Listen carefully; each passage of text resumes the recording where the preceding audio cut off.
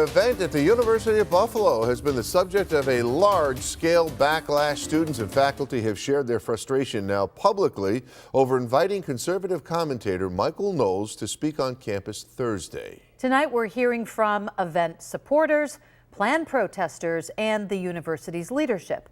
2 on Your Side's Andy Payton is live at UB's North Campus tonight. Andy?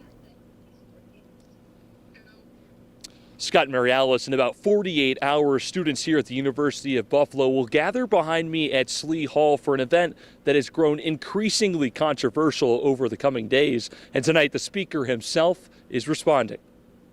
Allowing this type of behavior in an environment where we do have transgender students and we have transgender faculty, showing that this kind of speech is tolerated is not okay, because then what does that say to our UB students and community members? Tonight, University of Buffalo students calling on their peers and the university to take action, handing out flyers for a planned protest in response to its Young Americans for Freedom chapter, inviting conservative commentator Michael Knowles to speak Thursday.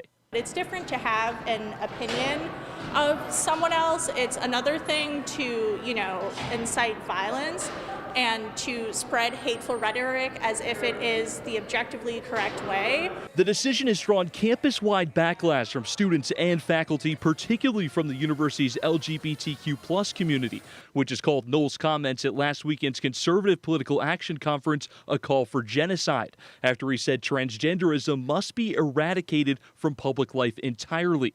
Despite Knowles' controversial comments, the students' group president tonight saying they're still excited to welcome him to campus to help spread their conservative point of view that is often overlooked on college campuses. Yeah, we're certainly not unfamiliar with pushback towards our events, and in this case, pushback from faculty even. But no, we are still excited to welcome him and hope all who are interested, both supporters and objectors of Michael, will attend. The conservative commentator responding tonight, saying in a statement to 2 on Your Side that his comments over the weekend were misinterpreted, and clarifying that he, quote, referred explicitly to transgenderism as an ideology, and explained that transgenderism must be eradicated from public life, not only for the good of society, but also especially for the good poor people who have fallen prey to this delusion.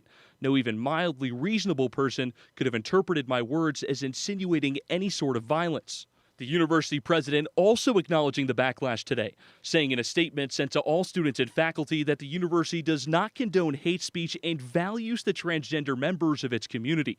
But, quote, as a public university, we must support the constitutionally protected democratic principles of the First Amendment. As long as a student group abides by university guidelines and state laws concerning public events on campus, we cannot disallow the student group from inviting the speaker of their choosing to campus.